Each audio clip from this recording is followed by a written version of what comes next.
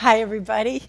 I thought it would be fun to let the average person understand what it feels like to have a Heyoka Empath type life. What does it feel like to be in 5D? What happens to you? What's different other than this radical acceptance and all this weeby-jeeby stuff? Like, what actually happens? So I'm going to talk about a few of my experiences, and I'd love to hear some of yours. Once you are in the 5D world, your heart is pure. Doesn't mean that pain does not still subside there. It just means that even though people have done what they have done to you, you can't hurt them. It's just not in you to give. And this is the gift that you get from that. Animals start to talk to you. And when I say talk to you, I don't mean they talk English, except for my cat. My cat used to say, "Where are you?" Because I used to say, "Where are you?" a lot to her. And that was so special. I can't even talk about that. I'll get emotional. But it's a very natural procedure. I saw a crow one day land very close to me. And I said, "Hi, Mr. Crow," just to be nice. At the time, I was with someone. And it was like a game because I just had the thought in my head, oh, something is about to happen. It's not so good. And then I said, but is it going to be severe or not severe? And the crow motioned his head or moved or whatever you want to interpret it as, not severe. So it wasn't so severe. I got home that day and the boyfriend I was with at the time sprained his ankle. Okay. Another example, when I'm leaving the home, I see a squirrel up in the tree. Now the reason why the squirrel, and you see squirrels all the time, but the reason why it really got my attention is because the squirrel's tail was like fucking erratic. I don't know if she just had sex and she was releasing, or I don't know. It was just, I kept looking and I kept saying, what are you trying to tell me? Like the tail was erratic and she made this screeching sound. She didn't look like she was hurt, but I didn't understand. The worst car crash ever did I get into. Side, what do you call that? T-boned. My forehead was concaved. My speech, I had none. I had to teach myself how to speak again. When I called a client, it felt like I was speaking at normal pace like I am right now, but he said to me, all your words are slurred. In my mind, they weren't slurred, but this is what it did for me. It helped me reteach myself how to speak, and it showed me exactly where a person with brain damage, which was a client that came to me a year and a half later, where they were. And I could communicate precisely with them, help him with his speech, actually help him get the hand down, which was another miracle. That's what that did. You'll be able to have a very different reaction, or rather the animals will have a very different reaction with you. I had another guy that I was with for a short amount of time, and I remember his cat, when I was lying on his sofa, it rested on me and he was making dinner. As soon as he came, because I was like sleeping, taking a nap, as soon as he came and just kind of crept close to me to let me know dinner was ready, the cat would be like, "Sss," at his own owner, okay? Like, don't wake up the Empress, okay? It was amazing. It was amazing. Another really interesting thing, when I was looking to buy a house, or was it an apartment? I don't remember. There was a guy, he was gay, he was very attached to his cat, and I walked in and we sat across the counter and the cat was over in the corner, and I looked at the cat because I know how I feel with animals, and the cat just looked at me and he said, "Oh, don't worry, but the cat hates humans. She's not going to come anywhere near you." And I just thought, oh, okay, too bad. And I started to talk to him over the counter. All of a sudden, while I'm talking to him face to face over the counter, the cat hops on. And he looks at me and he goes, "Oh, why are you here? This is strange." and the cat hops on, and then she turns to me, she looks at me, she puts one paw here, and then just licks my chin.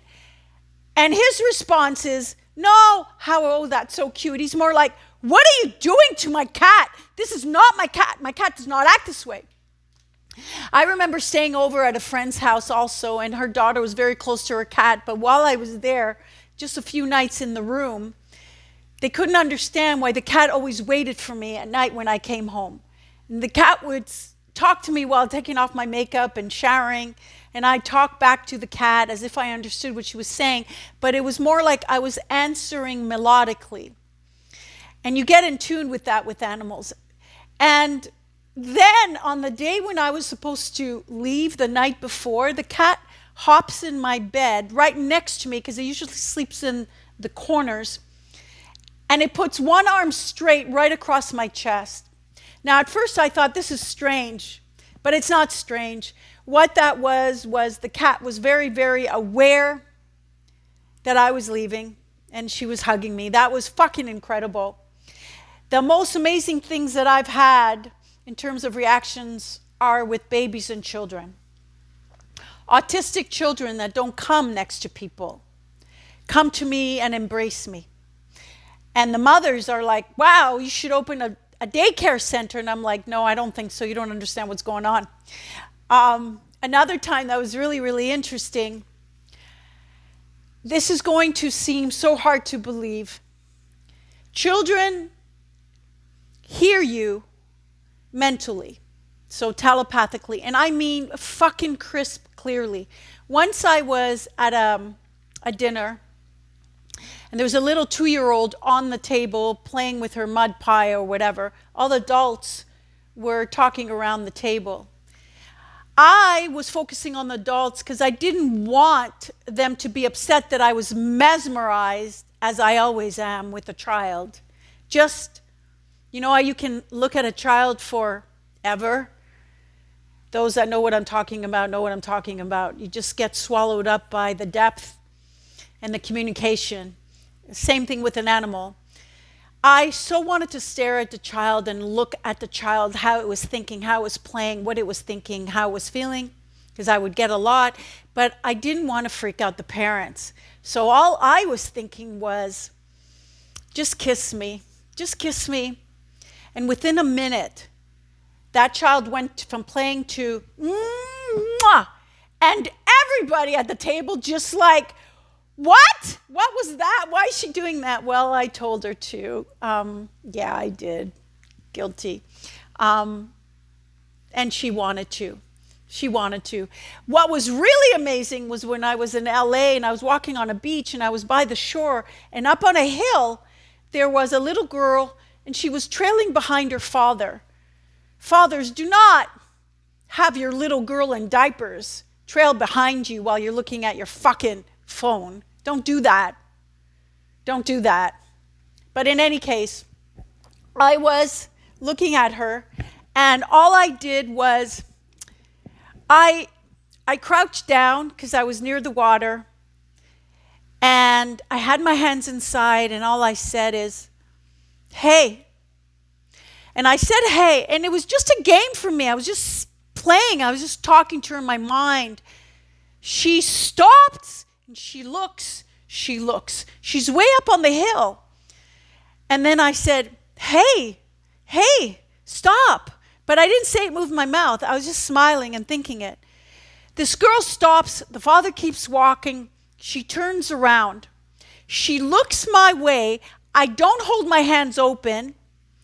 I just sit there like this, and I say, come to me. Come here.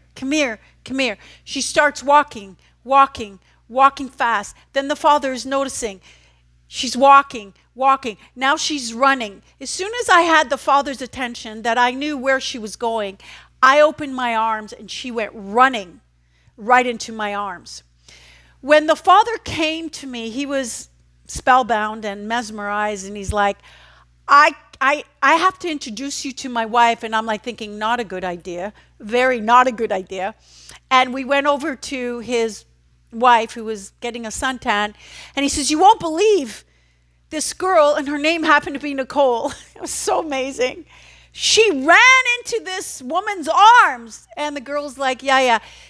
The light in the man's face was priceless, as it will happen with everyone you speak to on your insights. But that was the most precious things that ever happened. Just precious. You will be able to wake up and smell the energy of something great about to happen. You will also be able to feel, not through anxiety, but to feel an energy drop. It will make sense to you now when you see these people that you see every now and then, and they're like, hi, how are you? Let's catch up. Why you don't want to talk to them anymore. Because every time when they used to say that and used to tell them what was going on, you never felt, energized is a strong word, you kind of felt a little deflated. And you didn't understand why. Because they're like, oh, yeah, that's good. And now you understand why. Because their energy is not giving to you. Therefore, what that means is that the interest is superficial. It's very, very shallow. That's why with all the how are you and how are schmooze, I don't bother answering those. I just say I'm purple. Or do you need to know? I work on a need to know. Or if there's a guy trying to hit on me and he's like, how are you? I'll say, I'm interesting. And he'll say, you're interesting. And I'll say, yeah, I'm interesting. Very, very interesting. And so you will notice that. You will, especially if you're in a fight with a narc or anything like that, even though you don't understand the psychology of what's happening, you will understand the patterns and the same dance routines. You'll understand the energy is different. He could bring you a big teddy bear because it's your birthday, and it'll feel flat. It'll be dead. There'll be no energy attached. That's because he bought that to make you think he's still in love with you and wants to stay, and really he's still flirting and just planning all sorts of things. You might even be emotional. Such an elaborate gift. Could be jewelry, could be anything. But if you're not inspired from the inside, it means the energy is dead. So it means it's fake. That's why whenever I'd get my hair done and there'd be 5 colors around me, they're like, oh, wow. And I'd be like, can everybody leave so I can feel what I'm feeling? Because if I'm not excited on the inside, I'm going to have buyer's remorse when I get home. I just know I am. What else happens? Let's see. When you see a hawk, it'll mean that there will be an opportunity presented to you. Symbols will come with animals. Oh, and the most fucking amazing thing. I really needed money. I didn't know where my next client was coming from, and I was remembering I parked the car near a lake, and it was underneath a big tree that hung over. Now, I looked outside the window at the lake, and I saw a couple of branches hanging over with leaves. And all I did was this. I looked, I saw the lake, I saw the leaves, and the leaves started to move, but not just like erratically. It was like a circle, like slow. And I paid attention, and I'm like, what? And it just moved slow. And I said, money. And it started to move faster and faster. And I went, a lot of money? And it moved faster and faster. Here's the fucking thing. As I'm looking at this window, and I'm looking at this fast, I look out the window next to it, the whole tree's fucking still. And then I made $2,500. An old client called me up and blah, blah, blah. And I used to wonder how it is you regular people exist when you cannot see around the corner. You don't have your antennas open. You have them receptive for crap, and they're clogging up your pipes, but you don't have your feelers out there. I used to feel so lost as to how most people can just go and not have these sensors.